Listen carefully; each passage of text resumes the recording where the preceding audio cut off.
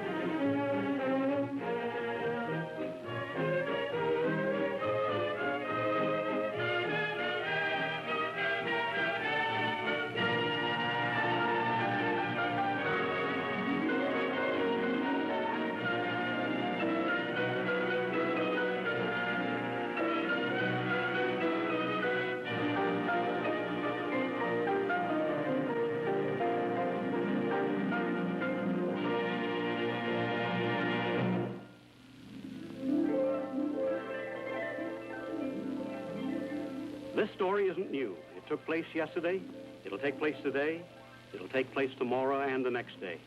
Over there in San Francisco, down there in New Orleans, over there in New York, up there in Chicago, and right here in our town, Central City. My name is Sullivan, Michael H. Sullivan. They call me Sully. I'm a bartender, and I own this place. What do you have, gents? Another glass of sherry. And see if you can't find a king-sized egg to toss it. It'll be my breakfast. Some people really take chances with their insides. There's only one He-Man drink in the morning. That's whiskey. Give me another shot. You guys still arguing about what's best to put the fire out the morning after? I still maintain there's only one drink. That's beer. Sully, give me a bottle of my favorite malt. How daffy can a fella get? Now, with sherry... Ah, you're both crazy. Stick to whiskey and nothing bad will ever happen to you.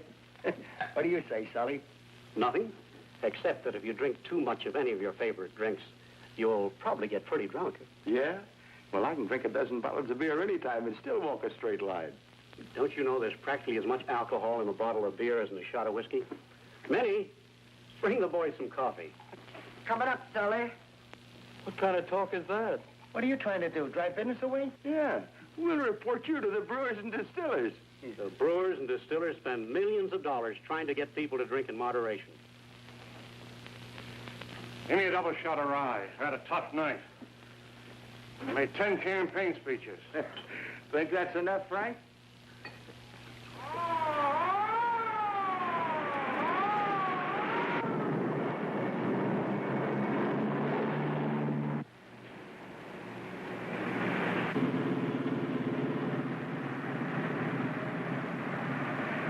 Anything important, Doc? Can't tell. Might be president someday, or maybe another Betty Grable. Oh, they're just raising the stock. Say, Bob, how much does it cost to have a kid in the hospital? Plenty. Stock rate has gone up since you and I were born. I'm just thinking about my new son. Well, you got plenty of time to think about that. I don't know. He might arrive pretty quick. Yeah? How do you know it's going to be a son? Well, all the babies in my family for generations have been boys. Maybe the stork will change that this trip. I hope not. If he does, I'll lose a bet to every drinking man in town. You and Mary should have a girl. Ah, you're just prejudiced because you have a daughter. I love her more every day.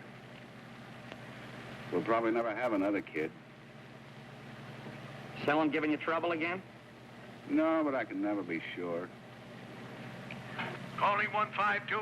Calling Eagle Gazette News Car. Come in, Mason and Leighton. What do you want, Pappy? This is not Pappy. This is Mr. Symes. Yes, Mr. Symes, this is Mason speaking. A subscriber just telephoned me. There's a disgraceful brawl at a place called Sully's Bar down on 6th Street. Now get down there immediately and cover it. We're on our way, Mr. Symes. Brother Symes doesn't seem to like liquor. Does our boss like anything? Ah, fancy meeting you here. Unscrew this cap for me, will you? Hurry, hurry, hurry. Ow.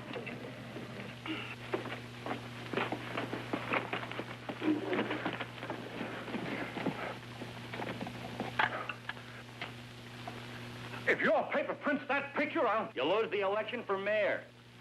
turn me loose. Well, the first thing I'll do when I'm elected will be to fire you. We'll worry about that when you're mayor. Let's go. Oh, looks like quite a yarn. What happened, Sully? Emery is one man who should never take a drink. I feel so sorry for him, I think I'll have a double bourbon. Well, you better make it snappy. We got to get back to the office.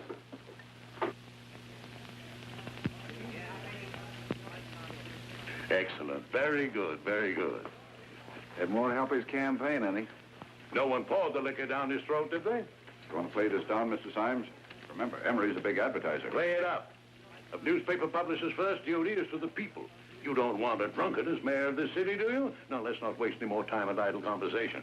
That picture of Emery goes on the front page, right where it belongs. And make it 3 columns, Harry.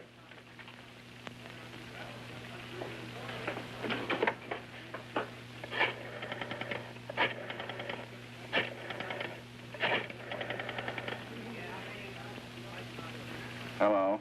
I just want to know how my 2 girls are. Oh, hello, dear. We're fine, just fine. Ginger's very busy attending to one of her patients.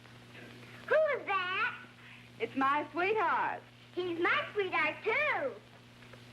Just a minute, dear. Hello, Daddy. Oh, hello, nurse. How's the patient? Her pulse, 98. Her temperature, 97.6. Her perspiration, 45. In other words, she's practically well, except for the perspiration. Yes, but I must watch her every second. Bye, Daddy. Yes, dear. Oh. Oh, well, make it as early as you can, won't you? All right. I love you too, dear. Bye. Now, young lady, nursing is a perfectly wonderful profession. But don't you know that Florence Nightingale also played the piano? I didn't know they had pianos then. Of course they did. The Light Brigade carried Miss Nightingale's piano with them right into the Crimea. She practiced 4 hours every day. Am I supposed to believe that? No, but you will practice anyway. Oh, do I have to? Ginger? Okay, I'll practice, Mama. That's my girl. Now, here we go. 1 and 2 and 3 and...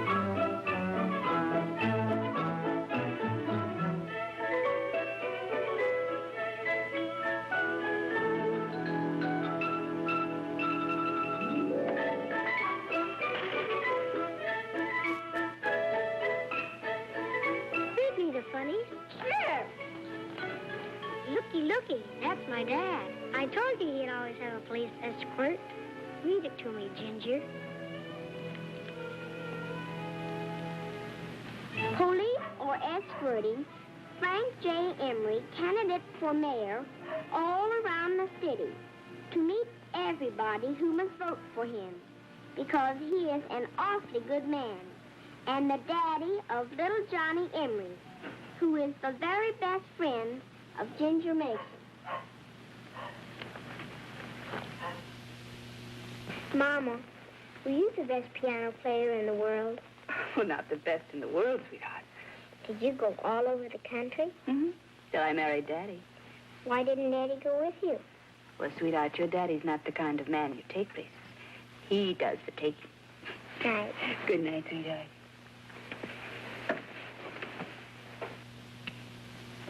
Mama, Yes, dear. sing me to sleep.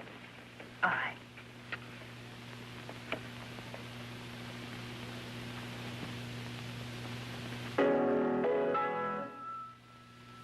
Sandman now is here, so my baby, close your eyes.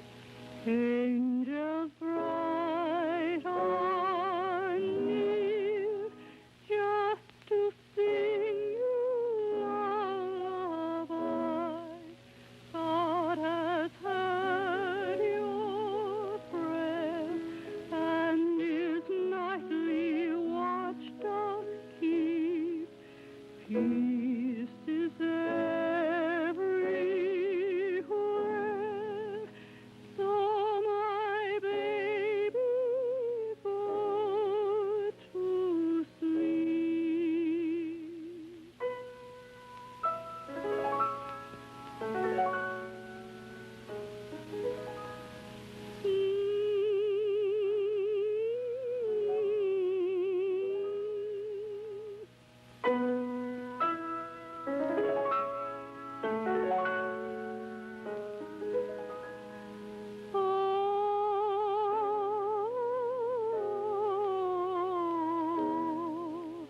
God has heard your prayer and is nightly watchdog keep. Peace is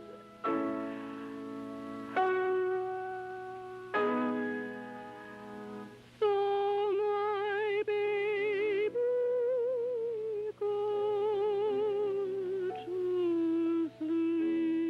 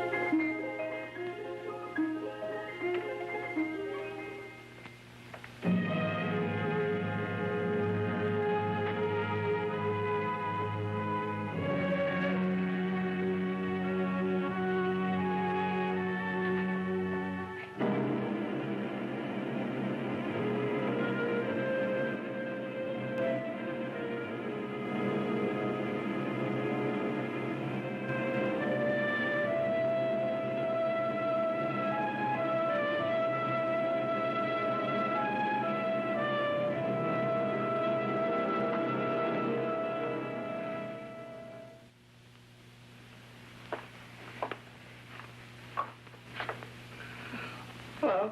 Good morning. What are you doing up so early? It's not early, dear. Must have overslept. Where's Ginger? She got up and dressed, and I gave her breakfast and sent her to dancing school. Oh. Why didn't you wake me? I tried to, but you were... No, you don't have to say it. I had too much to drink last night. You couldn't wake me, could you? That's right.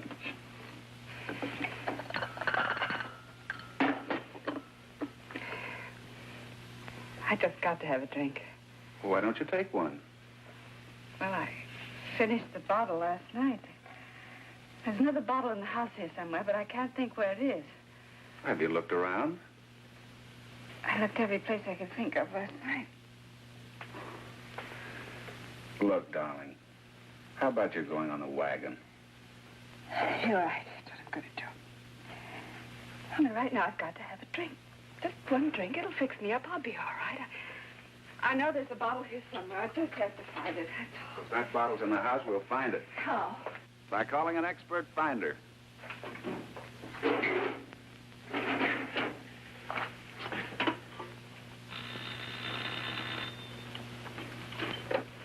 Sally talking. This is Bob Mason, Sully. I've got a little problem. Well, that should be very simple. Have you looked in the clothes hamper? Yes. Yes, he's looked there. How about the dishwasher? No. Try again. Look in the ironing board.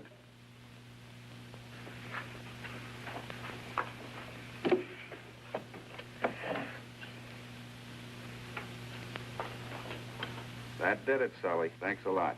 Okay, Bob. Any old time.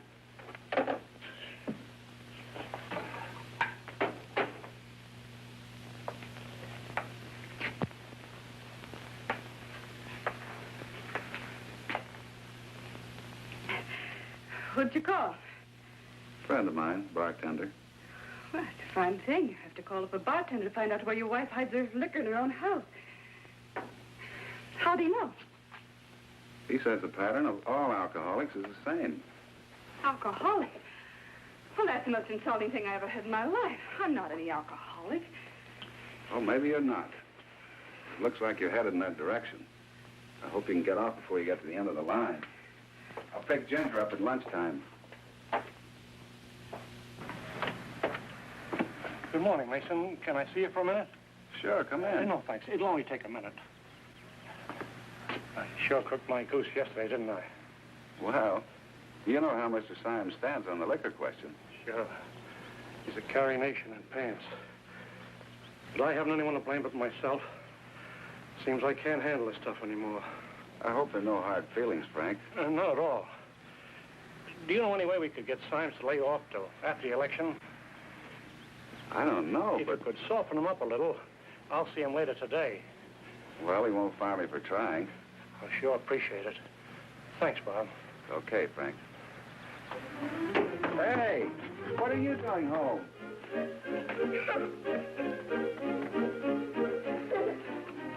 What is it, Ginger? What's the matter, sweetheart? I'm never going back to that old dancing school again. Why? Come on, honey, tell Daddy. I'll never tell you. Never. Yes, you can. You can tell your mother. Well, Betty Lou and all the kids are saying, they're saying that you're always drunk.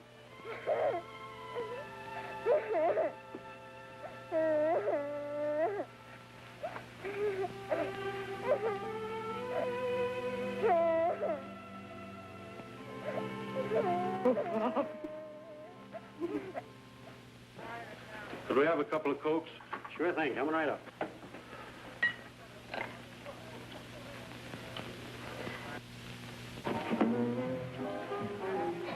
Ain't you guys afraid that's a little bit strong? Boy, when you're driving trucks, you need all your wits about you. Sully, another sherry and egg. And not one of those bantam eggs you palm off on your public. Maybe I'll buy an ostrich farm. Turtle eggs might go better in that mess. Well, looks like my lucky day. Just drop in for a small libation, and what do I find? A sucker on every stool. That's what you think. Suckers, eh? Well, didn't I bet each and every one of you chumps a drink at my expected heir would be a boy? How'd you like to double the bets? Has it happened already? What is this, a fish call? You betting on a sure thing? Far be it from me to take advantage of my pigeons. Nothing has happened yet, but the stork is on the wing. I was just thinking, in case it turns out to be two boys, all bets are doubled, right? Count me in. Such a deal. I'll give the hens a shot of vitamin B. Tell them to work overtime. Just a minute, Bill. Has the stork been whispering in your ear? No, but Doc Hale has, and he says it's going to be twins. How do you like that? Sold down the Arnhem was right. Never give a sucker an even break. See you later, pal. Got to make the rounds and double all my bets. Hiya, Bob. That's a hot. Minnie. What a cute little barmaid. Sally, I'm in trouble. Helen is really on one. She's got the shakes, but good. That's tough. I know, I've had them. I hate to bother you, but... Well, that's what I'm here for. Is your wife any different than the 500,000 other women who are alcoholics? I suppose not. What do I do now? Well, the book says first things first. What book? Our book, Alcoholics Anonymous. But we won't worry about that now. That'll come later. Now, no drunk wants to read a book. They just want to feel better. I really think Helen wants to quit. Well, then we're on the right track. That's the first requirement. Now, here's what we do. It's all according to the rules, just like making a good martini or writing a good newspaper story. Now, from what you say, she probably needs a doctor to straighten her out so she can get some sleep. Who do you recommend? Well, AA never recommends anyone. All doctors are good. You know all of them. How about Doc Foster? We had him when Ginger had the measles. Sure. Call him up. Now, Mrs. Sullivan will be at your house by the time the doctor gets there. Mrs. Sullivan? Sure. Somebody's got to stay with Helen, haven't they? Oh, that's wonderful of you, Sully, but what about Mrs. Sullivan? How do you know she'd want to stay while my wife is drunk? Well, that's what being a member of AA means. We're just like firemen. When the alarm comes, we slide down the old brass pole. And it's not all unselfish either. When we help someone else sober up, it helps us to keep sober.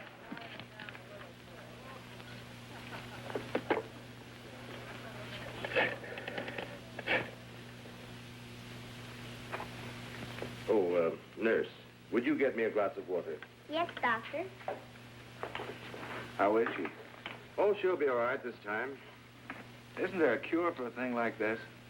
Well, there are several techniques that seem to work with different people, but... Do any of them fit Helen's condition?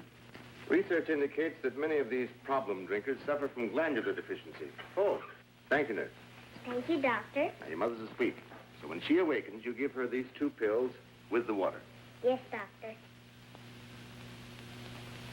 Doc, don't you feel that the AA program helps many of these people? Oh, yes, certainly, I know it does.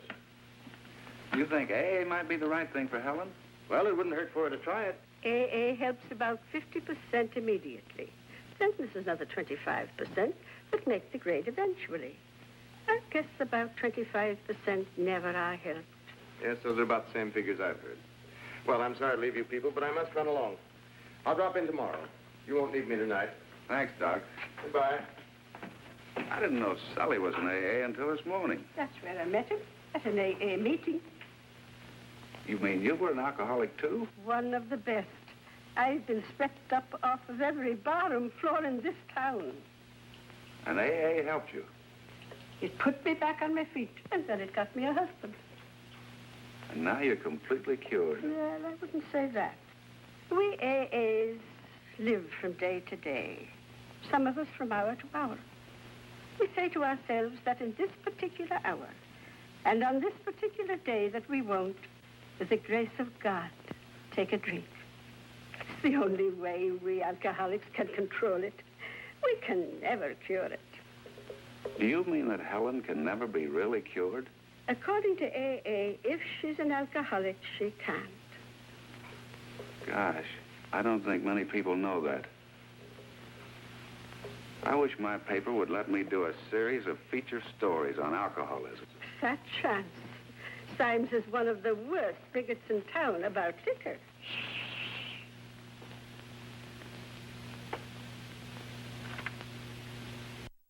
When you married him?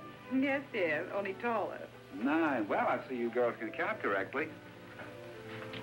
Thank you for the flowers, darling. They're beautiful. So are you, sweetheart.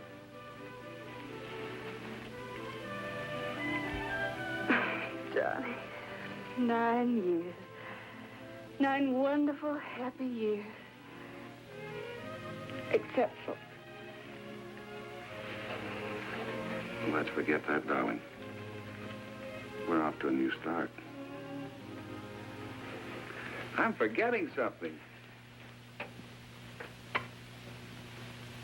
Did you throw your pencil away, Daddy? What do I want a pencil for? I'm on vacation. 1 week with pay starting today. Oh, goody, goody. Where are we going?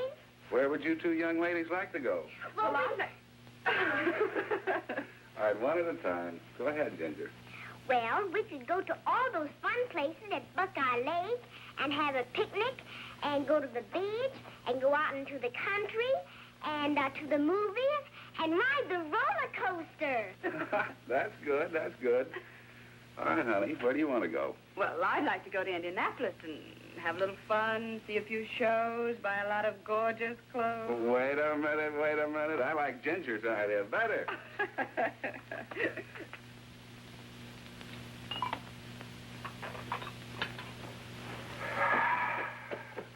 You know, Ginger, a good cook is hard to find these days.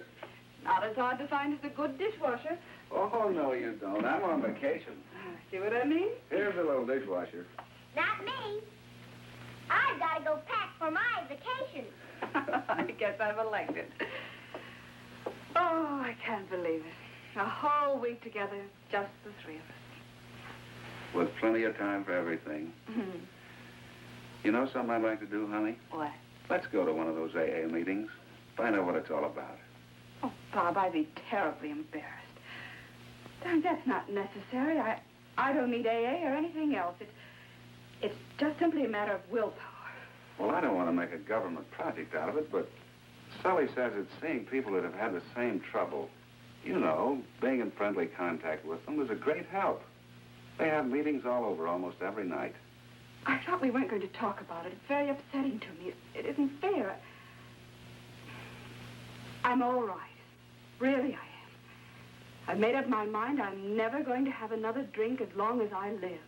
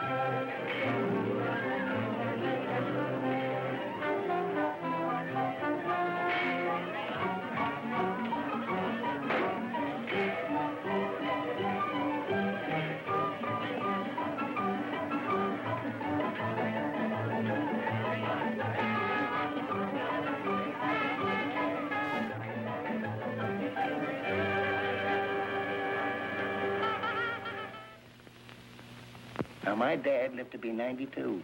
He drank a quart of this every day. And you said he died of old age. Oh, whiskey was much better back in those days. I doubt it. He was probably just a better man. I'd stick to beer. It never hurt anyone. Man, even the Bible says, take a little wine for thy stomach's sake.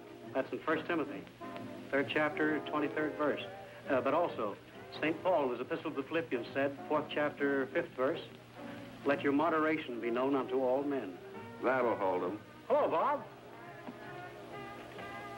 Hi, friend. Great, Sully. Everything is wonderful now. We just got back from a swell vacation. How's your wife? Completely well. Forever. That's great. Did you get her to attend any meetings? She doesn't think she needs the meetings. She says they're fine for anyone who's really an alcoholic. You know, like Bill Layton. She's kind of worried about Bill, by the way. Bob, tell her to worry about herself. In AA, we call it taking our own inventory first. I don't see anything wrong with worrying about another person. That's sort of commendable. This is a selfish program, this AA. We're concerned first with ourselves. Any alcoholic has enough problems of his own he can't handle anymore. But if Helen can get well by herself, I don't know why she has to go in for a lot of mumbo-jumbo and attend meetings and embarrass herself. After all, everybody in this town knows her. And me too, for that matter. Are you worrying about Helen or about yourself? Well, you know how my boss feels about liquor. Now you're worrying about your job and not Helen. Frankly, both. Well, how Helen handles the program is up to her. AA offers the tools, and if we don't use them, it's our own fault. Well, I think I'll leave good enough alone. We're very happy now, and I'm very optimistic. Say, what's the matter with you? You don't seem to be so enthusiastic. I've been on this program a long time. I've known a lot of people who felt that way, but sooner or later they always got drunk. Well, I'd like to make you a bet that Helen will never take another drink. From what you've told me just now, I only hope you're right.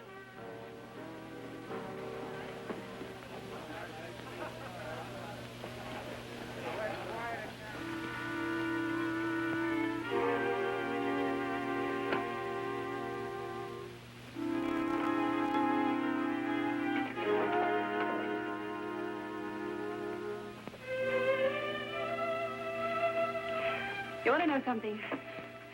Mother loves you. Terrible or medium? Terrible. But I'd be just as happy if you'd go someplace else while I fix my hair. Where? Oh, New York, Australia, or even over to play with Johnny Embry. I was only going to tell you that the same hank of hair is falling down again. Really? Please don't call my beautiful hair a hank. Anyway, it's the same hank that's hanging down.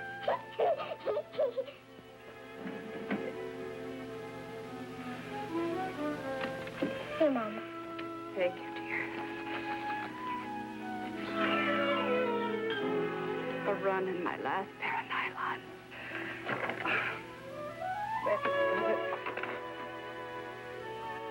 Ginger, would you please go out and play, please? I will if I make you nervous. I'm sorry I'm cross this morning, dear, but I'm just a little bit on edge. I'll go out and play on my bicycle. That's a wonderful idea. Just till Mother gets dressed. That's all right.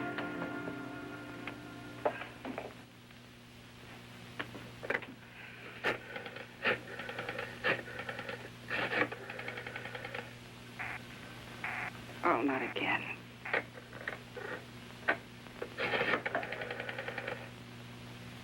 Operator, I've been trying to get 1329 for over an hour. Would you please check that line? One moment, please. I will test the line. Just a moment. There's a conversation on that line. Well, how am I supposed to order my groceries when a man's phone is busy from morning till night? I will give you the supervisor. The supervisor can't order my groceries.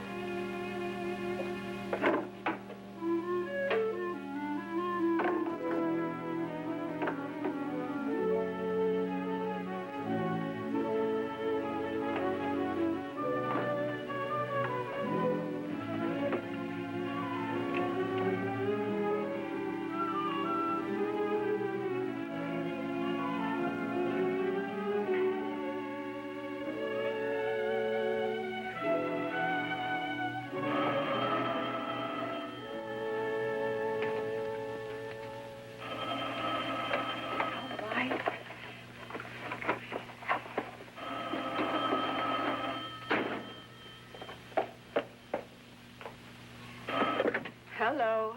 Oh, Mrs. Mason? Yes? This is Walt Williams. Walt Williams? Oh, what a surprise. Oh, I use the unheard of method of looking your name up in the phone book. Sure. I remembered your married name. How are you? Well, I'm all right. What on earth brings you to this part of the world? We've got a nightclub engagement out at the Trocadero. Oh, that's wonderful. I haven't read a thing about it in the paper. That worries me a little, too. This local publisher won't take any advertising from any place where they sell liquor, you know. Oh, yes, I know. My husband works for it. How about coming out and hearing the rehearsal? You know, just for old time's sake.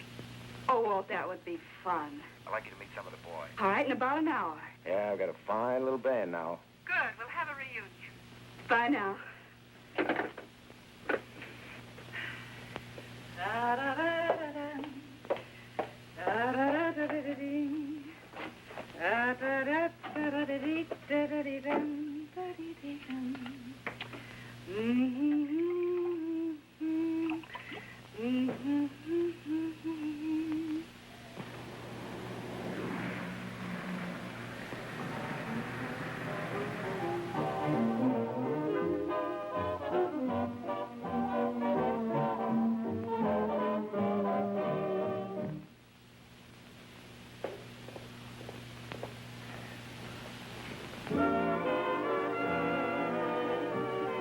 How come? I left you over there and I find you over here. Service is better here. Tell me more about yourself. Are you happy? Happy? Sure. Reasonably so. You miss the concert stage, the crowds, and the fun of those tours?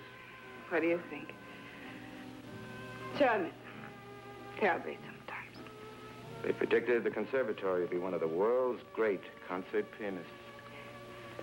Shouldn't have said I was reasonably happy. I'm wonderfully happy. Got a beautiful little girl, a good husband. Sure, I know. Why don't you bring him out to catch my band and show?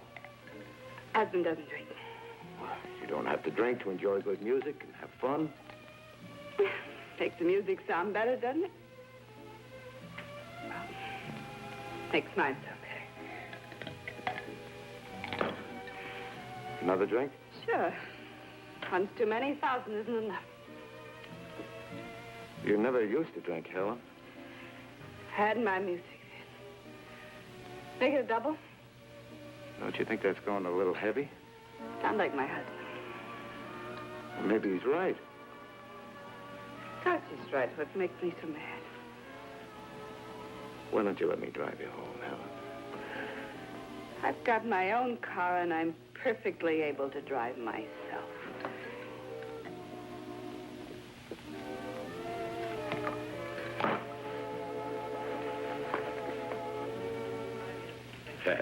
You're doing very well indeed. We're at least beating the Indianapolis papers on all the big news breaking in this area and cutting down their local circulation. That Mobile News idea of yours cost me a fortune, but it's paying off. I thought it would. What are you getting now, Mason? Same as always. Well, I'll raise you $10 beginning next week. Thank you very much, Mr. Symes. What about Bill Layton? Oh, I want to talk to you about him. His pictures are pretty good, but does Layton drink? What makes you think he does? Well, from time to time, I've thought I've smelled liquor on him. Oh, that's probably just the acetic acid he uses in the darkroom. Could be. I hope so. I want no drunks on this newspaper. If I didn't know, glory be signed. Oh, you old song-singing hypocrite! Honey. Oh, darling. Oh, you just fool, you old monkey. You know what? Oh, yes, an old monkey.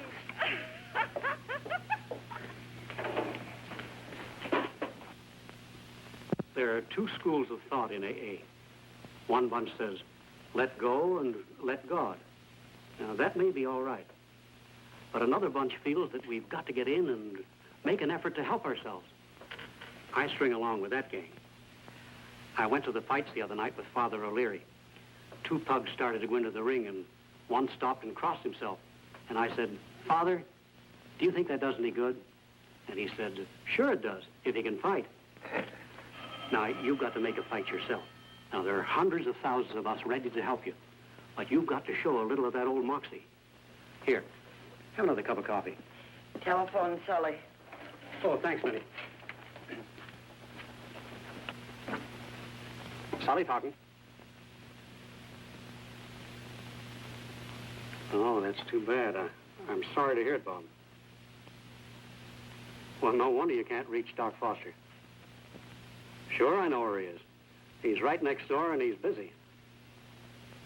Well, you know the fellow that thought the beer couldn't hurt him. Well, he's stretched out right now in the back of his store. Yeah, that's one of the things that's wrong in this town. There isn't a hospital where we can take alcoholics. The cops don't pick up a man for staggering when he's got diabetes or one of the so-called respectable diseases. But if he's got a disease called alcoholism, they throw him right in the can. Well, I was wondering if Mrs. Sullivan could possibly... No. My wife is at jail. In jail? What do you mean? I said at jail, not in jail. She's working down there where the girls are going to be turned loose in the morning. Well, thanks anyway, Sully. I'll just have to take her over to that place on Maple Street. Bye.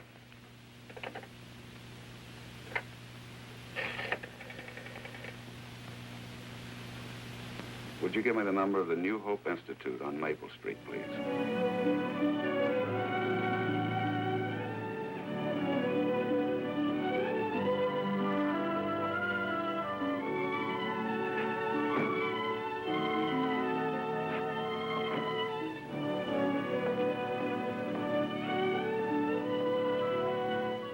We can guarantee nothing. This treatment may keep her from drinking forever, or she may walk right out of here across the street to a bar. We just do the best we can. Where's your wife now? In the car in the driveway. Could you go get the patient, please?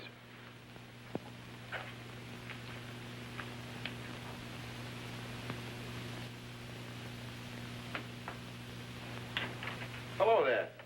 I'm Walt Williams. I've heard of you. I'm glad someone in this town has. Is your mother in?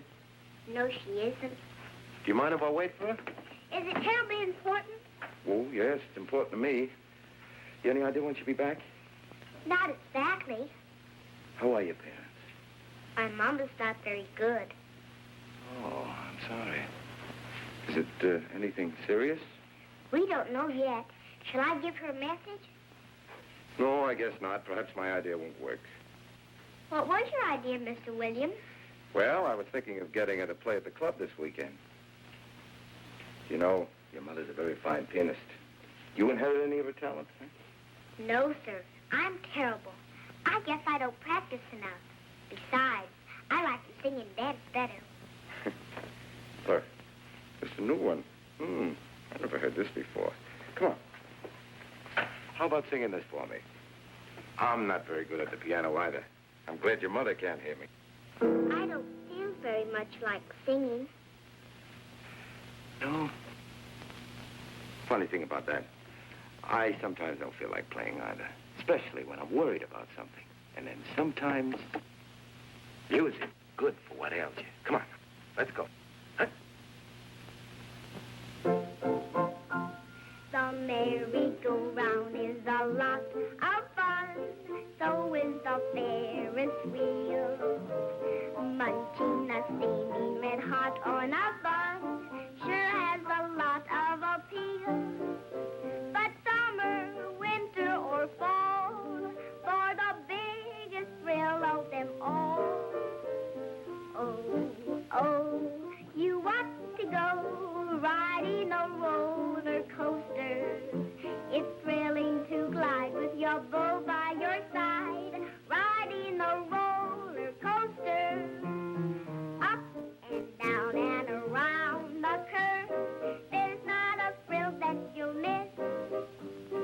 Every time that the coaster swerves, you'll always end up in a kiss. Oh, oh, oh, what a glow, holding him ever closer. You'll snuggle up tight with the thrill of delight, riding a roller coaster. Oh, oh, you ought to go, riding a roller coaster. It's thrilling to glide with your beau by your side, riding a roller coaster. Up and down and around the curve, there's not a thrill that you'll miss. Every time that the coaster swerves, you'll always end up in a kiss. Oh, oh, oh, what a glow, holding him ever closer. You'll snuggle up tight with the thrill of delight, riding a roller coaster with someone you love by your side. Thank you, very nice. You know something? I don't think an artist should perform for nothing. I don't think a singer should sing for nothing, and I don't think a painter should paint for nothing. Mr. Tucker charged $40 just to paint the kitchen. Well, then Mr. Tucker is a very smart painter. Do you mind if I feed the kitty? It's a piggy I'm saving for Bluebird uniform. Well, anyway, here goes. You know, I'm kind of hungry. I could fix you a peanut butter and jelly sandwich. Oh, I have a better idea than that. I like a hamburger with all the trimmings. You happen to know of a place near here where... There's a drugstore right down at the corner. Tell me, how are they on hamburgers and double malted milks and maybe a piece of apple pie? They're very good, but awful expensive. Right at this time. Would you join me? Oh, thanks, Mr. Williams. I'll only be a minute. I must leave a note for my dad. Precinct 1, Mayor John B. Stewart, 436. Frank J. Emery, 13. Precinct 2, Mayor Stewart, 589. Emery, 27. Precinct 3, Mayor Stewart, 365. Emery, 6.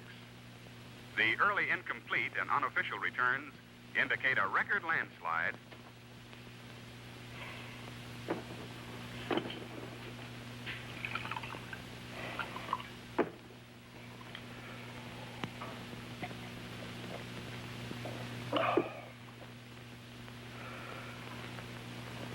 Baby may come tonight, Bill, or maybe 2 or 3 days. But we better keep Mary here. 2 or 3 days? I can't afford to stay tight that long. With this increase in family, you may have to give up drinking. I don't know how his system stands it. Come in here a minute. Oh, you mean you got a drink handy, Doc? For medicinal purposes only. Just my luck. I thought you newspaper men might like to see some charts we have that show the physiological effects of alcohol on us humans. Cigarette? Thanks. One of our leading universities has devoted a great deal of time to alcoholic research. According to the scientists, not everyone who drinks to excess can be correctly termed an alcoholic. Ah, now you're talking sense, Doc. Now, alcoholism has been a health and social problem ever since the world began. I didn't know that. But, Doc, why is it that Bill here can drink like a fish with no apparent bad effects when just a few shots put Helen out? Drinking affects people differently. To understand alcoholism, you must first accept the fact that it's a disease. Never been sick a day in my life. Government figures show that some 65 million people drink in this nation today. And out of those, there's 4 million that are alcoholics. It's a small percentage, but it's an awful lot of people. Women make the worst drunks, don't they, Doc? They sure do. I can't agree. Facts prove otherwise. You see that in the teenager group, girls drink just as much as boys nowadays. However, in the old age groups, you see that at 50, approximately 2 men drink to 1 woman. This is interesting. Oh, yes. Now, you see that a bottle of beer has a little less alcohol than a glass of wine. A glass of wine has a little less than a glass of whiskey. However, there's very little difference in the amount of alcohol contained in each. I don't believe that. The difference in the effect of the beverage on the individual is due mostly to the fact the alcohol is diluted more in the beer and wine than it is in the whiskey. Which is the easiest to digest, Doc? Your stomach won't digest alcohol. It's absorbed directly into the bloodstream almost immediately. Then why doesn't it poison you? Because in a sense it's a food. It's also a sedative. It has certain comfort-giving qualities. But it's definitely not a stimulant. It's a depressant. Or it acts something like an anesthetic. Keeps me awake instead of putting me to sleep. Hundreds of years ago, alcohol was discovered to be a useful medicine. Other drugs have been discovered since, which today are preferred by most physicians. Yes, I know. I read that recently. A couple of drinks don't hurt anybody. Yes, you're right, if they can stop there. Moderate drinking never shortened or lengthened anyone's life. But excessive drinkers have a very high death rate. Ask your insurance man. I sure wish I knew what would cure Helen. Unfortunately for both you and her, Bob, Helen is an alcoholic. She's a person who has a mental obsession to drink, and yet she's physically allergic to alcohol. We call her kind compulsive drinkers. They're frequently underweight because they try to substitute alcohol for wholesome food. And when this happens, the drinker's body doesn't get the essential minerals and vitamins. They think that alcohol overcomes fatigue, but it doesn't. Maybe not, but it sure peps a fella up. That could be your imagination. Note how alcohol affects the human brain. The drinker may lose his muscular coordination, consequently have dilated pupils, an unsteady gait, flushed face, or begin to stutter and stammer, or become tongue-tied. It's certainly a subject that none of us knows enough about. No, I guess no one knows all about it. It's a very great problem. I haven't given it too much study, but it would take me a week to tell you all I've learned. What got us in here anyway? I'm beginning to lose my thirst for bourbon. That day should ever come. The problem that is facing our nation today is the best and quickest way to curb alcoholism. The alcoholic is indeed a sick person. Satisfactory hospital facilities must be provided before real progress can be made. When I graduated from medical school, we hardly dared mention cancer or tuberculosis in public gatherings. Today, almost everyone contributes to the yearly drives. Yes, and they're making tremendous strides, aren't they? Now the world needs to know all the facts about alcoholism. Too many good people are living in ignorance. You know, ignorance is a sin. Knowledge is power. Mrs. Mason, right now you're in excellent physical condition. However, if you should have any trouble in the future, please come back and see us. I will, Doctor. Thank you. You're welcome. How do you feel, dear? Terrible. The doctor said you should try to eat as much as possible. I couldn't eat a thing. Let's drive around for a little while before we go home, can't we? Sure, why not? Anything that'll make you feel better. Any news about Leighton's baby? No, they're expecting any day now. He's still drinking as much as usual. I don't think so. By the way, where is he? I left him at the office. I'll pick him up after a while.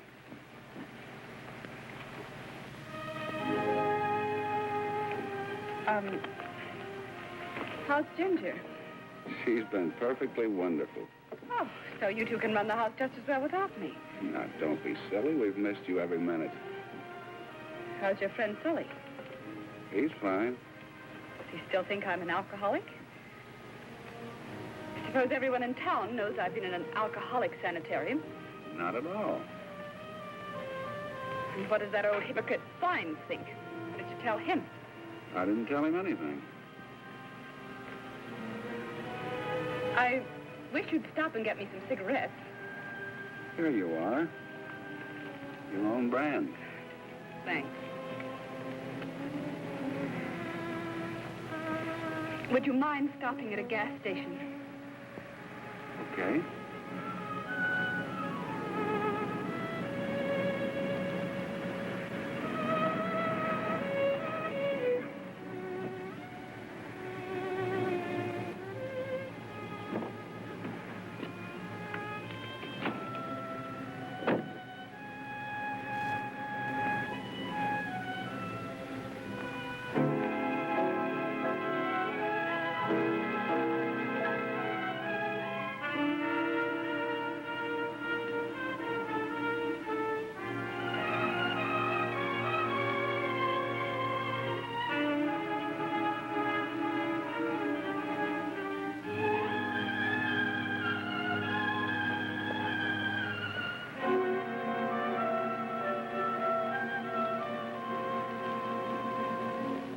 Central Standard Time. Every hour on the hour, WHBD brings you the latest news. Official tabulations in yesterday's voting show, Mayor John B. Stewart, 12,826 votes. Frank J. Emery, 214. The official returns show a record landslide re-electing Mayor John B. Stewart for his third term and the complete rejection of candidate Frank J. Emery. Emery's overwhelming defeat is attributed to unfavorable occurring prior to the election. Now on the national scene, Washington,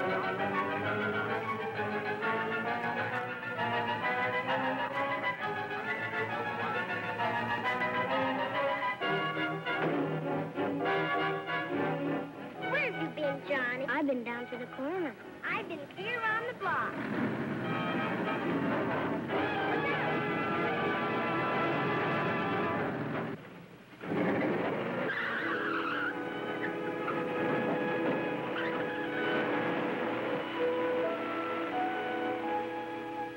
Don't you want me to send out an all-point broadcast? You know, something might happen to her. Better wait a few hours. Give me a chance to find her. I don't want Ginger to know about it if I can help it. Suit yourself, Bob. On or off duty, you know where to find me. I'm always willing to help. Well, thanks for the lift home. You bet.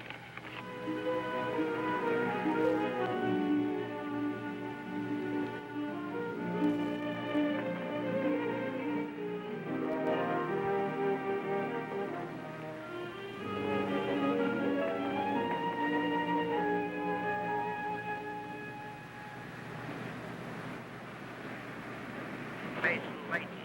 WEG calling. Come in, wherever you are. City desk. Eagle Gazette calling. Mason, Leighton. Very important. Come in, please. Listen, you guys. Old man Symes is on the warpath. He's out looking for you. This is old man Symes. And you might as well go home now.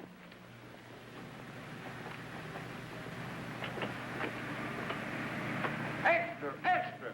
Read all about it. Paper, mister? I am a paper. Well, you don't have to blow your top about it. Extra, extra.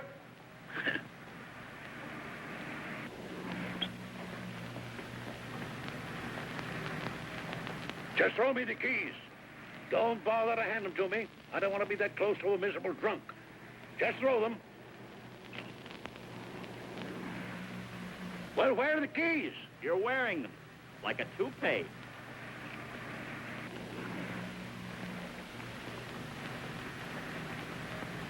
You can both pick up your checks at the office as of yesterday. Now, listen, Mr. Symes, you're a reasonable man. I'm not a reasonable man. That is, as far as liquor is concerned. Who said anything about liquor? Where have you been all day? How did we happen to get scooped with the Herald on the biggest local story of the year? Well, it wasn't Layton's fault. I'll admit I was off on personal business, and I'll bet it involved liquor. I'm afraid it did. But why fire him just because I fell down on the job? I'll tell you why. Reporters and photographers are a dime a dozen. But the suicide of a prominent citizen doesn't happen every day. No, it only happens once. And now that he's dead, all of a sudden, Emery becomes a distinguished citizen. You're flooding the thing. How long do I have to sit here and be insulted by you? I don't know. How long do you think it'll take you to get the car started? Layton's only kidding, Mr. Symes. Well, this is no time to be kidding, as you say. If that were my car, I'd sue you.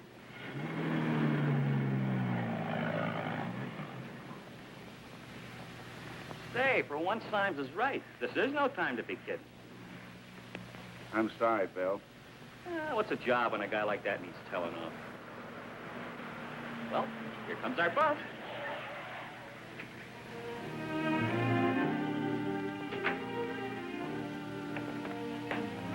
Hello, darling. How's Mama? She's much better. But she won't be ready to come home yet. Maybe for a day or two.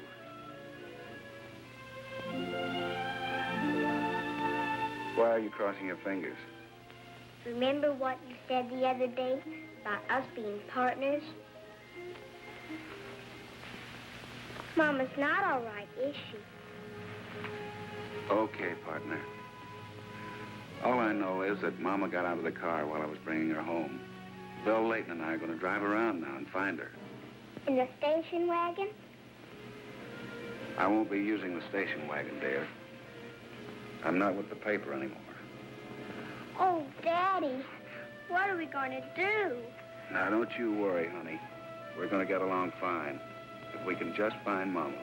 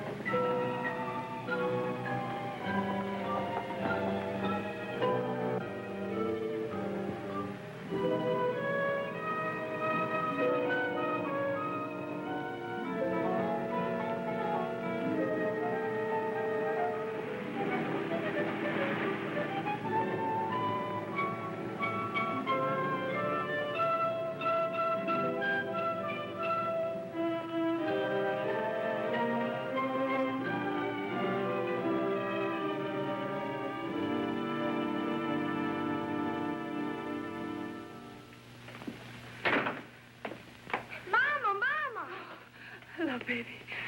Are you all right? Of course I'm all right. What could be the matter with me? Where's your father? He's out looking for you. Well, isn't he at work? Daddy sort of quit his job. We've been terribly worried about you. I don't see why you all persist in worrying about me. I'm perfectly all right. I can take care of myself.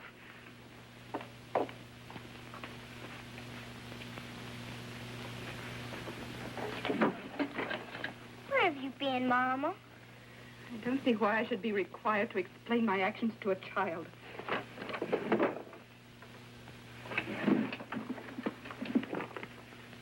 I had such a dreadful time in that miserable hospital your father sent me to. Oh, he thought it would make you a lot better, Mama. So you're both against me. I'm not against you, Mama. Ginger, I've got a surprise for you. A surprise? We'll take a long drive out in the country together. Maybe we'll stop in and see Walt Williams. He's a band leader I used to know. I think I've told you about him. I met him, Mother. Oh, really? So you and your father have been out having a good time. Well, I thought you said you were looking for me. We were. Get your coat and hat. Shouldn't we wait till Daddy gets here? We won't be gone long. Do as I say. Go on.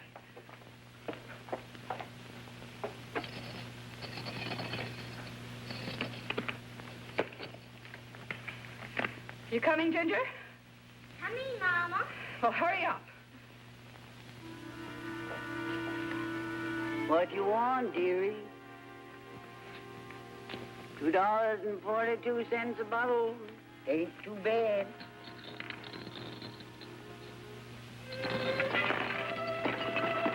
Don't take long to drink up a piggy bank, does it, dearie?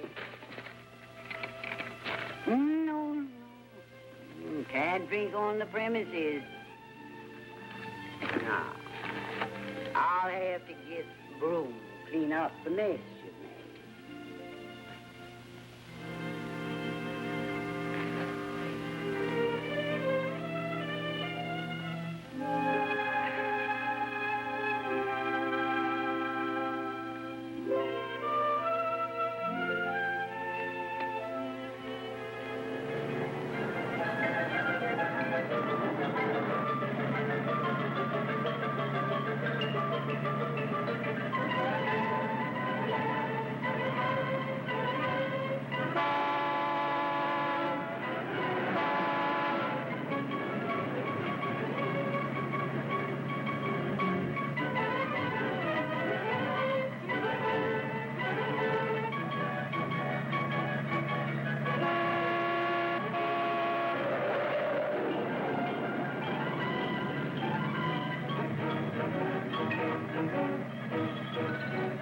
Are you feeling all right, Mama? Don't talk to me when I'm driving.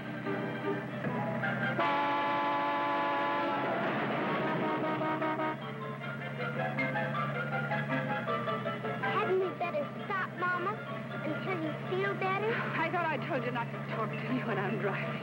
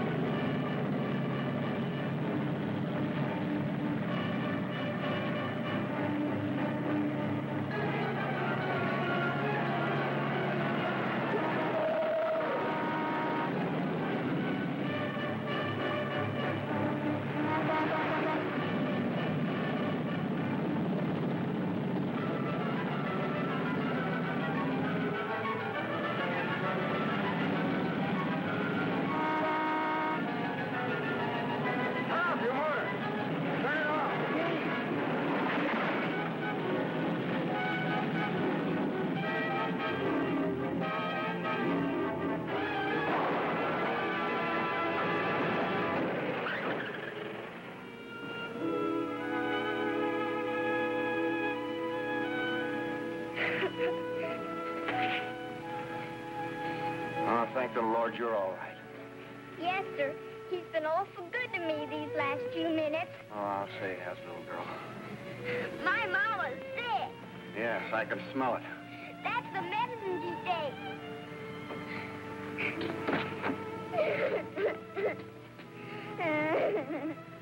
Now, don't you worry, honey. Everything's going to be all right.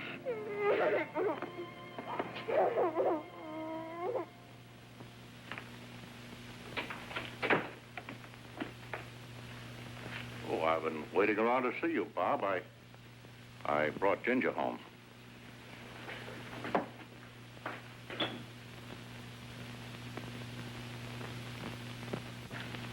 Well, she's all right. They found her with her mother out at the edge of town. Is Helen here? No, she's not. They picked her up on a 302 charge. That's drunk in auto. Well, I guess I better get down there. Won't do you any good, Bob. She's in the psycho ward at General. Psycho ward? Yeah, they won't let you see her for at least 24 hours.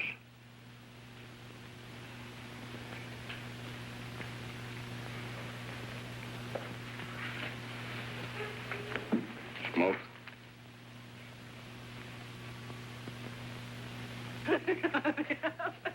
Oh!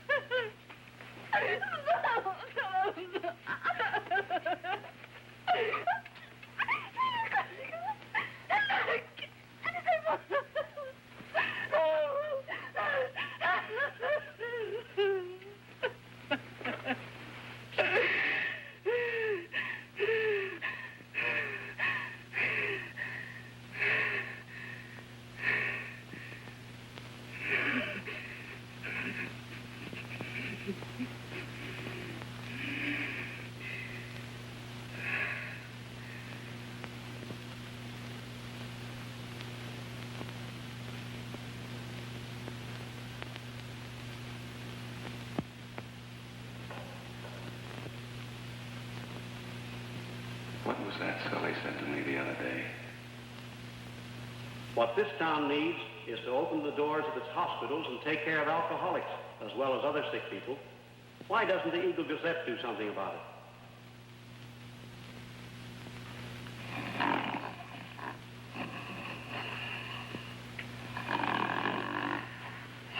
Mr. Layton. Mr. Layton. Mr. Layton. Boy? Is it a boy? Boy, oh boy, oh boy. You're not a father yet. You just wanted on the telephone. Oh, telephone.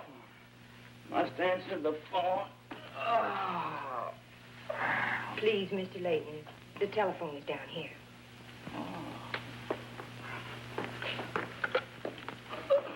I have Mr. Layton for you. Hello?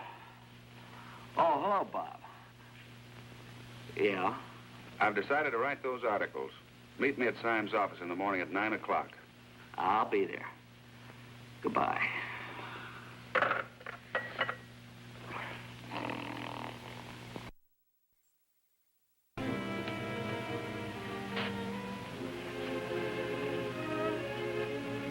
How is Johnny, Doctor? Well, he's a sad little sack. Can I do anything? Yes, you can go upstairs and sit with him. Try and cheer him up a little. Yes, Doctor. Is he very sick? Oh, it's nothing catching. I diagnose it mostly as lonesome fever. I know. I got it, too.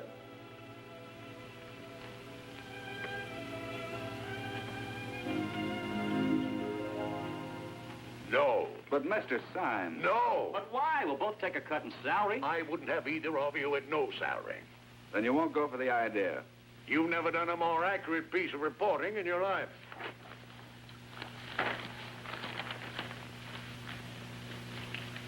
Here, you can't photograph me in my own office. I don't know why not. You're a public figure, aren't you? What do you want my picture for? We're going to bury it under the cornerstone of the new alcoholic wing at the hospital. And I'm going to caption it? Won't you please reconsider? The man who said? No!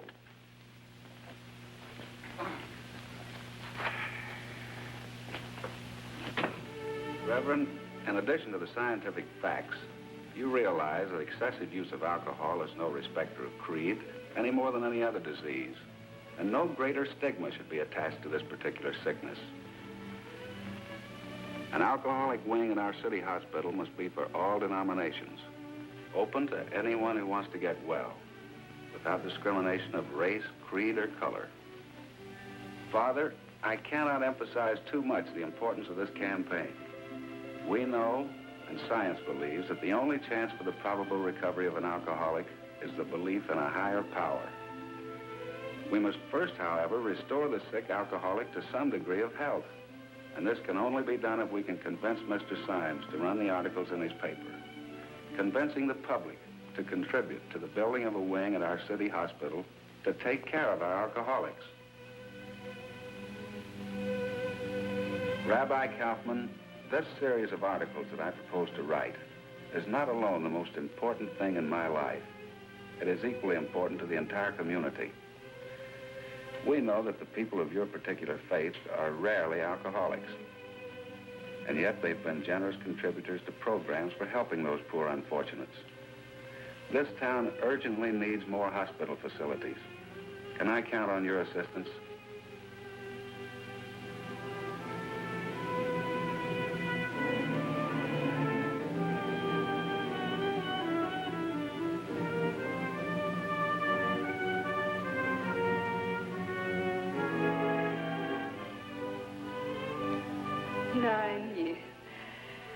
Wonderful, happy years.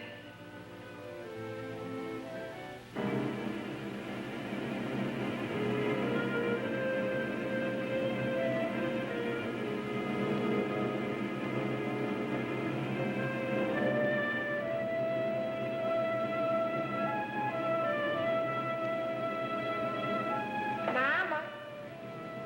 Yes. Sing to sleep. I'm not any alcoholic. Oh, maybe you're not. It looks like you're headed in that direction. I hope you can get off before you get to the end of the line. I've made up my mind I'm never going to have another drink as long as I live.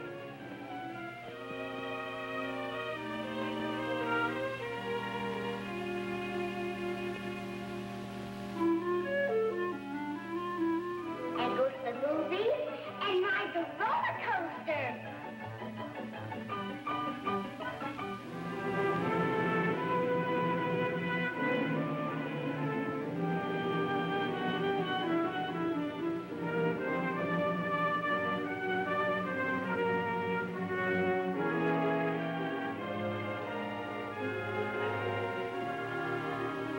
Let's go to one of those AA meetings.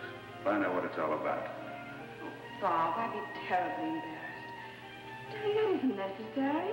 I don't need AA or anything else. It's just simply a matter of willpower.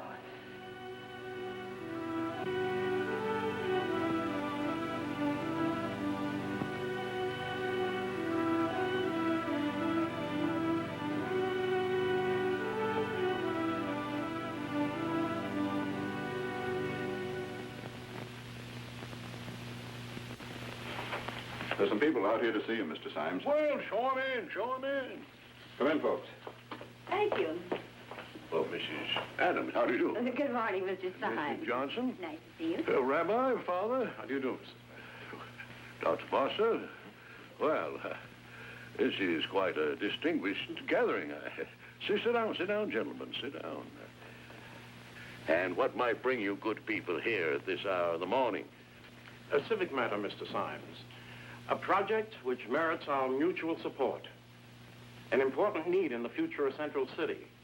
A cause which requires the help of everyone, without thought of race, creed, age, or color.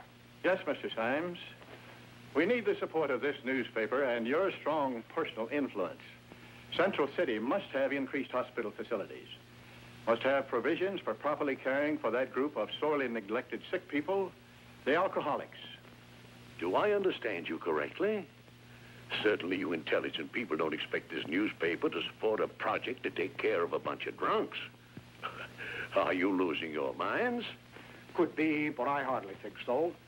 We've all been giving this matter considerable thought. Your man, Bob Mason, has brought it forcibly to our attention. He's not my man.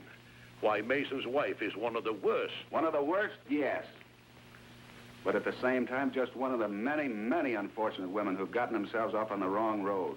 My job, your job, our job is to help alcoholics rehabilitate themselves. That's your problem, not mine. This paper never told anybody to get drunk. Now, I'm very happy to have you all drop in. But I'm afraid you're wasting your time. Possibly not. Mason has sold you good people with the idea of sobering up drunks. It won't work. I don't think you fully understand, Mr. Symes. People mentally and physically ill from the excessive use of alcohol are a problem almost as old as history itself. Until recently, were looked upon as social parasites, subnormal mentally, and as nuisances in every community. Well, aren't they? Mentally unstable, perhaps. Some of them are emotionally ill, but regardless of why they drink. It's been proven that threatening them, beating them, throwing them in jail is as ineffective, ridiculous, and wrong as it might be to lock up a person who might have cancer, tuberculosis. I've read a lot about this new train of thought, Doctor. But I'm still convinced if we do away with whiskey, we'd have no need for more hospital rooms. You have a good argument, Mr. Symes, but the facts prove it wrong. As long as there's plant life on this earth, there will be alcohol. We must face this as a fact and stop dodging the issue. Some people simply cannot drink. But they do and they will. At least until we give them the necessary help to get back on their feet and realize fully their problem. Campaigns are needed to uncover the truth, disseminate the facts. There is a national organization for this purpose, like the TB and cancer societies. Mrs. Adams, what does your temperance organization think about this? Well, I'll admit we're very one-sided. We don't think anyone should drink. Drinking is absolutely non-essential. I've seen the results of it. Broken homes, divorces, fights, neglected children. I agree with every word you say. But I am firmly convinced that it's a public duty to provide adequate hospital facilities for these sick people. The care of alcoholics should definitely be transferred from our police department to the public health agencies. I don't believe I know you. This is Mr. Sullivan, Mr. Symes. I suppose you know him. Sully runs a well-kept bar, and he's a real community worker. I've known Sully a long time. He's from AA, Alcoholics Anonymous. No, I'm not from AA. One couldn't correctly say that. You see, nobody's from AA, and nobody can speak for our fellowship. We carry AA around with us, in our hearts, that is. Why don't you AAs build yourselves a private hospital? Oh, you really don't understand, Mr. Symes. AA has no money. It's purely a fellowship and not an organization. Whatever it has, it gives away every hour of every day. Not even a millionaire has enough money to buy it. What does your group think about more taxation? Well, Alcoholics Anonymous has no opinion on any controversial subject, nor does it oppose anyone or anything. AA has but one purpose: to help the sick alcoholic recover, if he wishes. I can't understand a bartender making such statements. You'd better not let the distillers hear you sounding off like that. Now, let me tell you something, Mr. Symes. The liquor industry would gladly spend millions of dollars if they could only teach people to drink in moderation. It's the excessive drinker who gives the liquor industry a black eye. And who are you? I don't believe I know you either. My name's Boyer. I own the Trocadero. I'm the guy you won't let advertise in your newspaper. Well, that's my policy. Mrs. Johnson, you've been very quiet. What does your PTA think about all this? Alcoholism is becoming a bigger problem every day. We're alarmed at the increased drinking among the young people. We simply must get to work and tackle this thing in the right way. And the gentleman in the corner, do I know you? You probably don't. I'm Henry B. Harrison. I was this town's most notorious drunk for 15 years. And naturally, you wouldn't mind if the taxpayers were further burdened to build a new hospital wing. No, I wouldn't mind in the least. I and my company will be glad to pay our share. Who did you say you were, sir? It's not important who I am. This alcoholic problem must be whipped if this nation is to remain strong. Millions of man-hours are lost every year in our factories because the problem of alcoholism is pushed aside. I say let's quit talking and do something. I'll admit I didn't realize how important this subject is. But it seems to me that medical science is the answer. Dr. Foster, your profession must have some cure for these drinkers. Many helpful discoveries have been made. Another new form of treatment was reported just a few days ago. Then that's the answer. Only steps in the right direction. It must be recognized that the alcoholic is a very sick person. The Lord will help those who help themselves. That's true. Sully there is an example. These sick people do recover and return to society as useful men and women. You must realize, Mr. Symes, it is not the desire of anyone in this group to excuse simple drunkenness. Alcoholism is a great public problem, challenging all of us. It seems to me the problem simply calls for the application of the Golden Rule. The Golden Rule? Yes, Mr. Symes, the Golden Rule. Ever hear of that?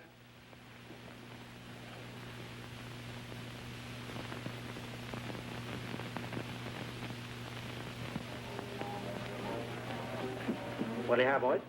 Give me a straight shot, Sully. Sherry and egg. How about a little contribution?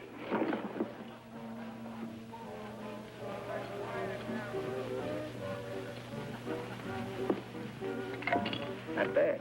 Yeah. You're right on the ball, Sully. But I feel so terribly ashamed. Ah, don't worry. Oh, I'm not thinking about myself. It's what might have happened to Ginger. From what I'm told, Ginger saved your life. But maybe it wasn't Ginger either. I'm afraid I don't understand. Then don't try. It'll come to you when you're ready. Nobody ever sent for an angel. Angels just show up when you need them most. I suppose so.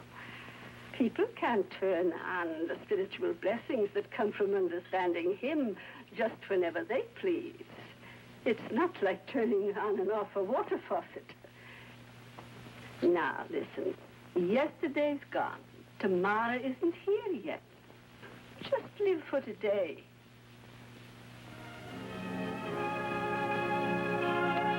All right. Are you ready to go home now?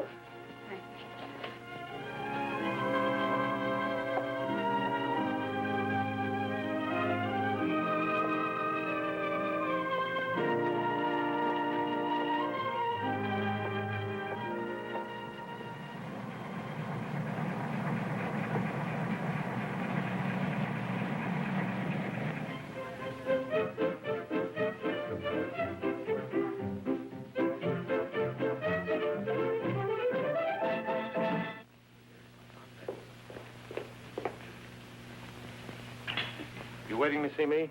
Yes, I'm Bob Mason. Oh, I'm awfully glad to know you. Helen told me what a fine husband she has. Well, I sometimes wonder about that. I stopped by your house the other day. Didn't you tell you? Yes, you did.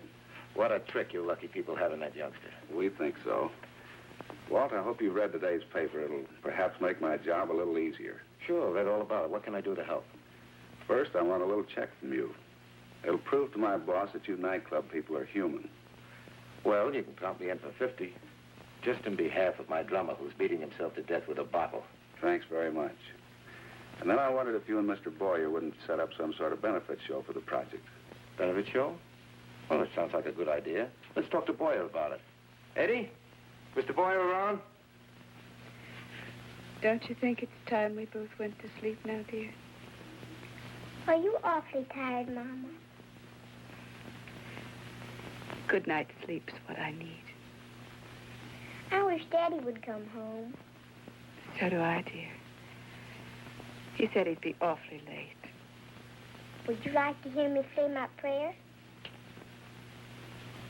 Yes, Ginger. Especially tonight.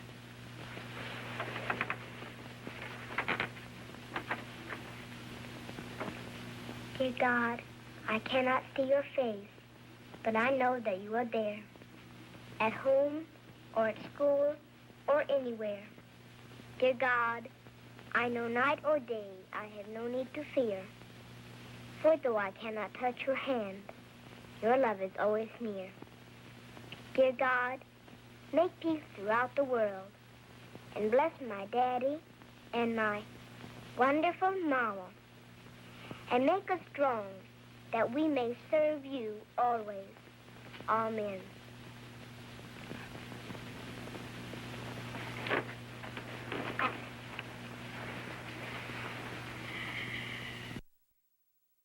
Time for a double bourbon.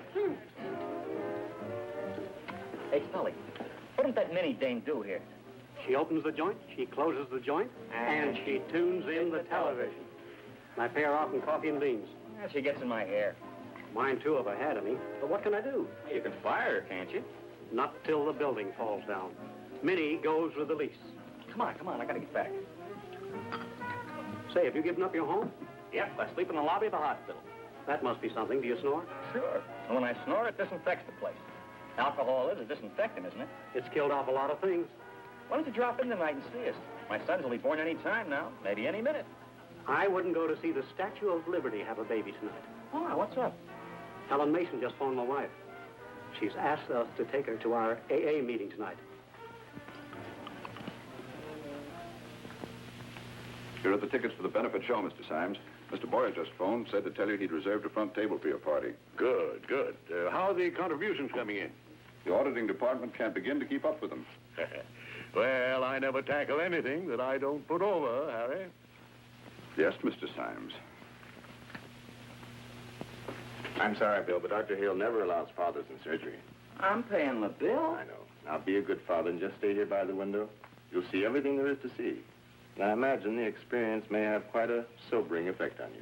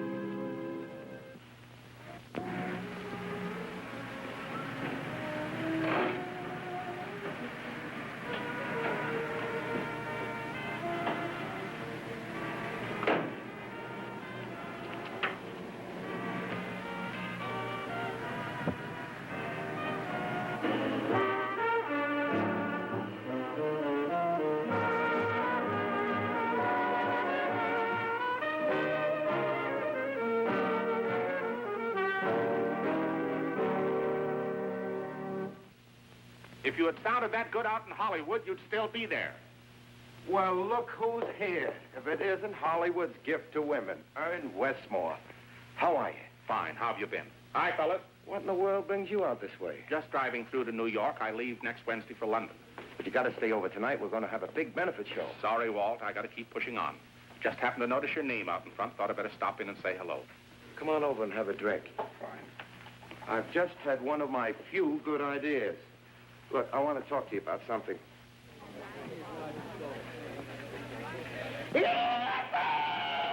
Three bouncing baby girls for the man.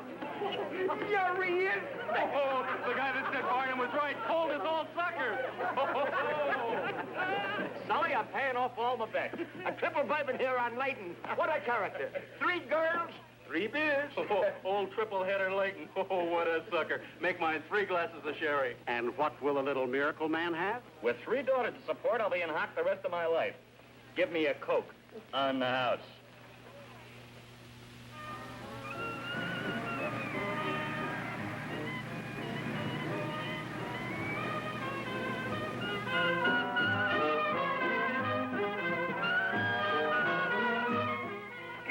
Something to drink, sir?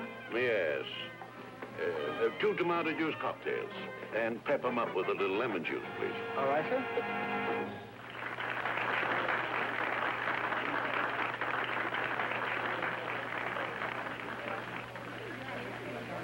And next, ladies and gentlemen, the most unique act of our benefit show. The famous dancing instructor, Mr. Louis Dupron, and one of his star pupils, Miss Ginger Mason.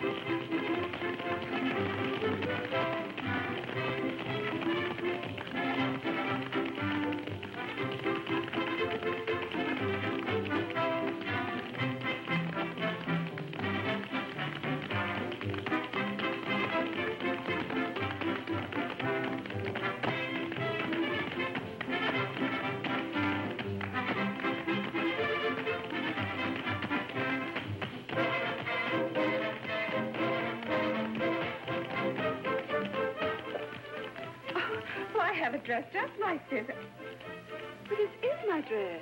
That's right, and we have the jewelry to match. So it's a frame. Seems that way. You know, I feel very honored, Mr. Westmore. You do? Mm-hmm. I've read about you for a long time. Well, we'll have some real fun now. I'm so excited.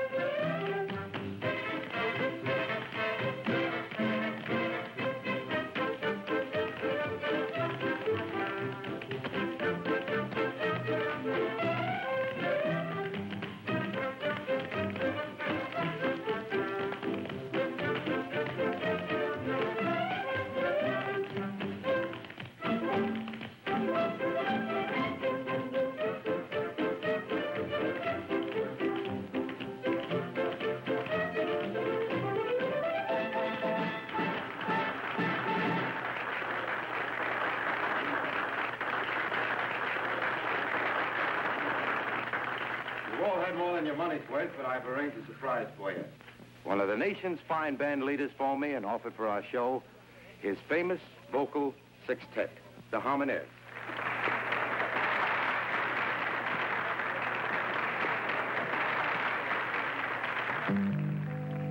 Easy go prophesied when he was down in the valley one day. He prophesied to his boy when he was down in the valley one day. Well, the bones come together round, together and down in the valley one day. I say the bones come together round, together and down in the valley one day. Singing, you dry bone, can't you hear the word of God Almighty? You dry bone, can't you hear the word of God? Them bones, dry bones.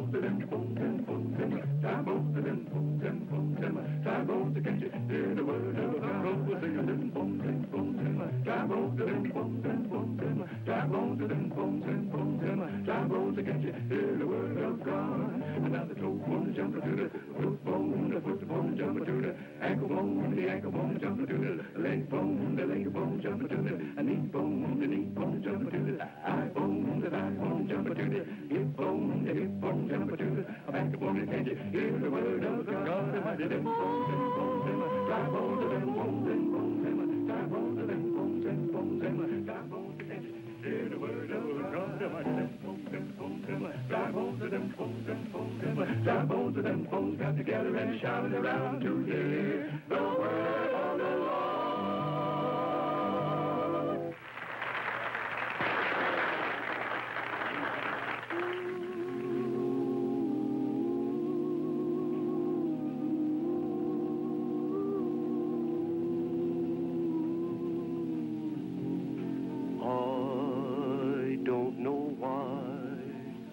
I love you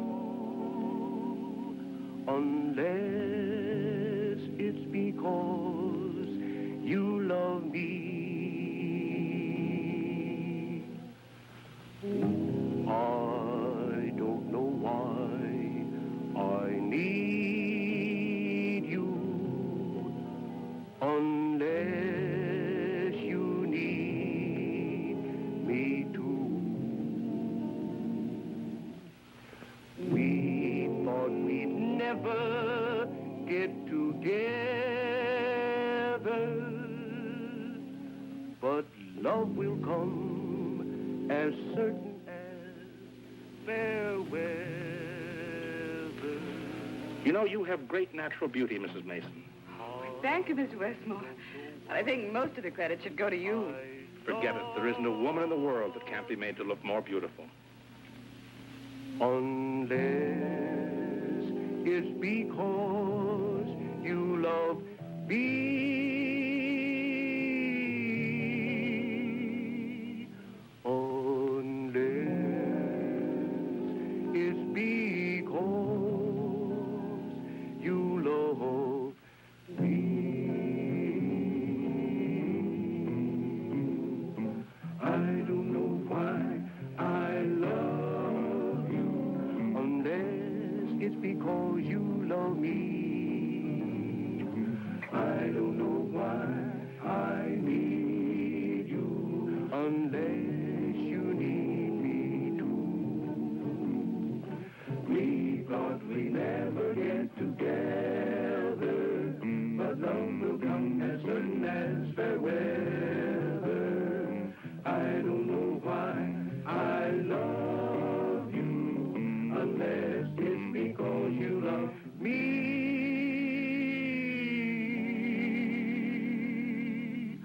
Unless it's because you love me.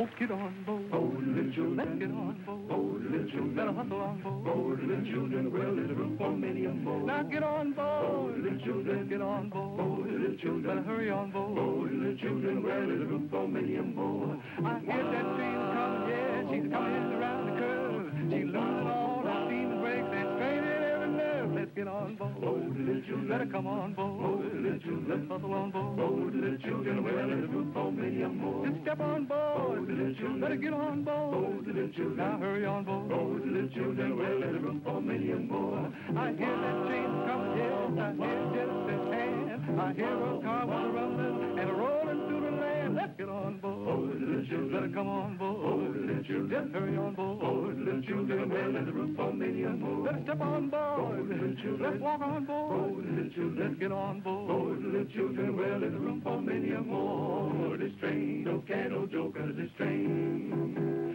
This train don't care no jokers, this train.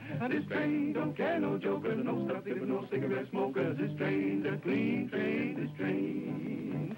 This train don't care no liars, this train. This train don't care no liars, this train.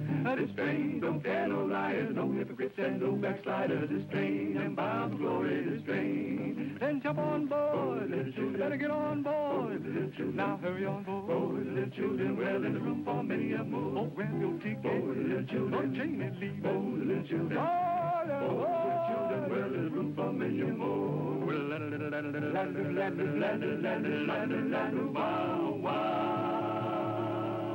wow, wow, wow.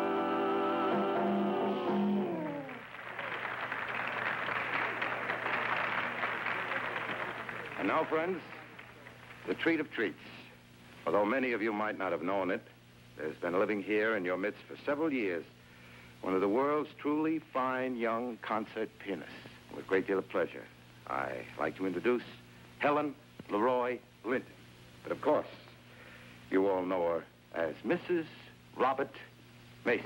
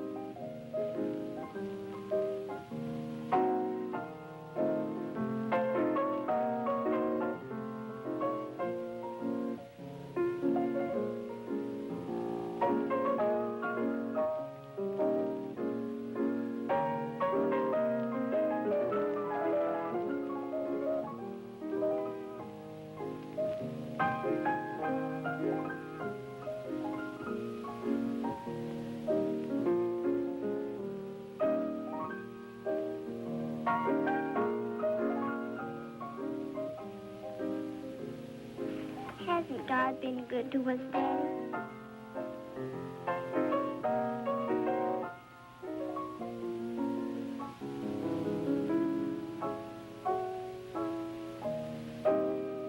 Well, folks, that's the story.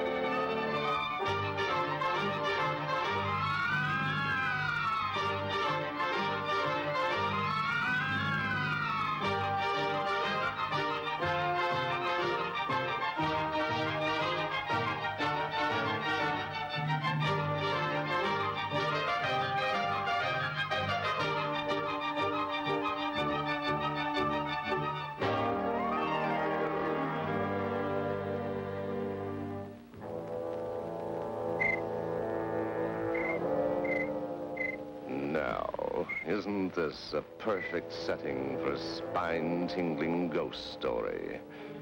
Well, strangely enough, this is a ghost story. Do you scare easily? Do you have nightmares? Do shadows on the wall frighten you? Well, relax. This isn't that kind of a story. And just to prove it, let me introduce a ghost that is out of this world. His name is Casper.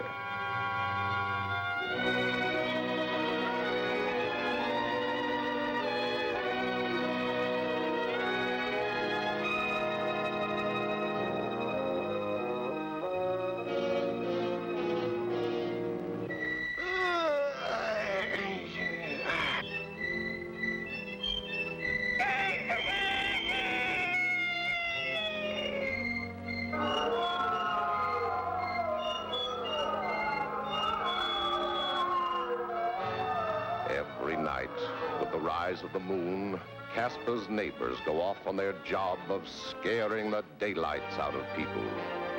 Contact!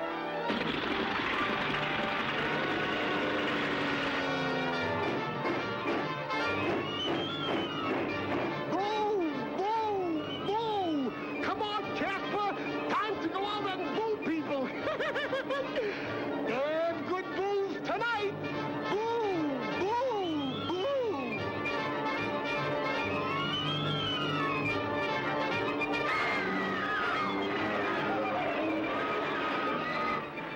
Casper doesn't want to go out and boo people. He wants to be friendly. Casper sees no future in this sort of life, so he decides to go out and make friends.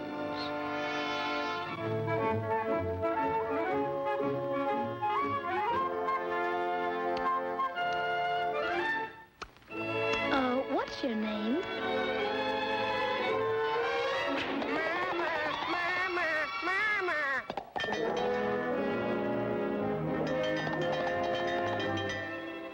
I'm Casper.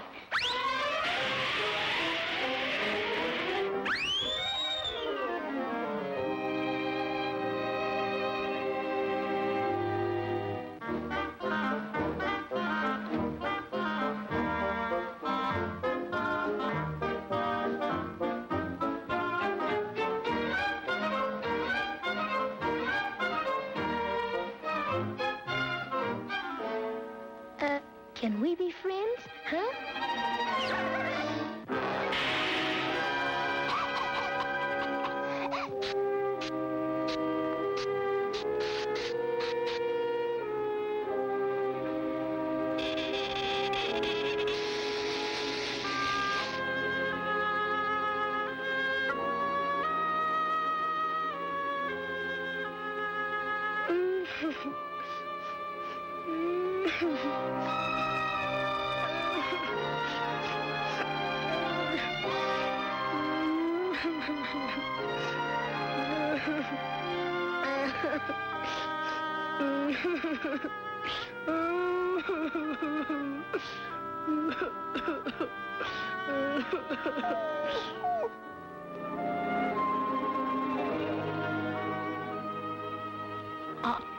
Aren't you scared of me? You're a cute little fox.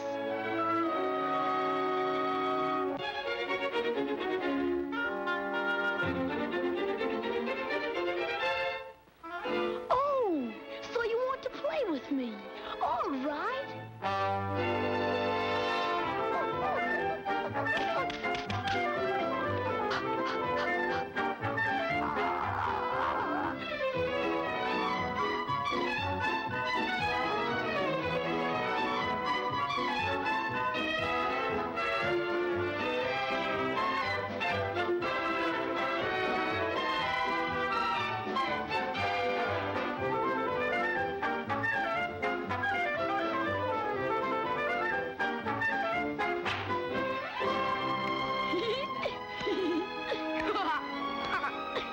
My best friend, so I'll give you an extra special name.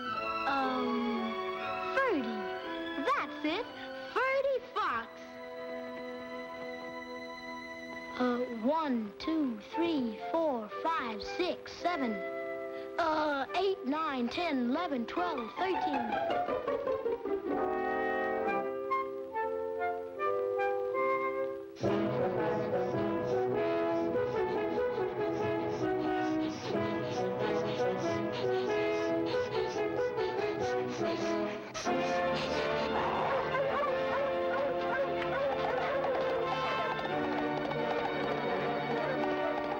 $59, $60, $63, $66, $67.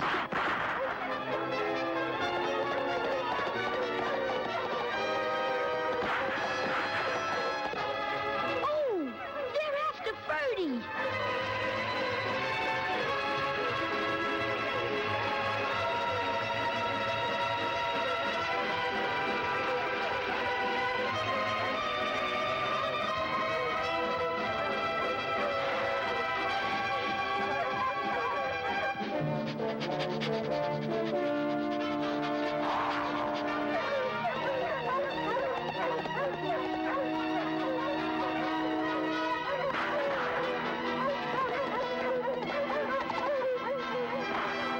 Stop! Don't hurt my Ferdy. He's my friend.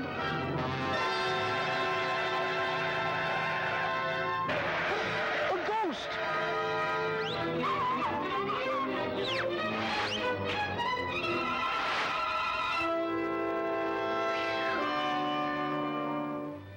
Ferdy!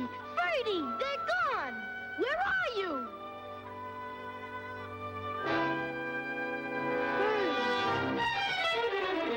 Ferdy, Ferdy, are you all right? Oh, Ferdy. The only friend I ever had in my whole life.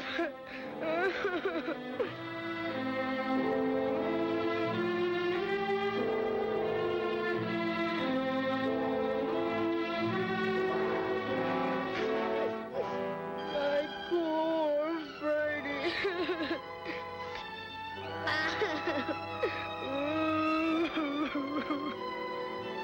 Oh, Ferdy! And so, Casper and Ferdy lived happily ever after.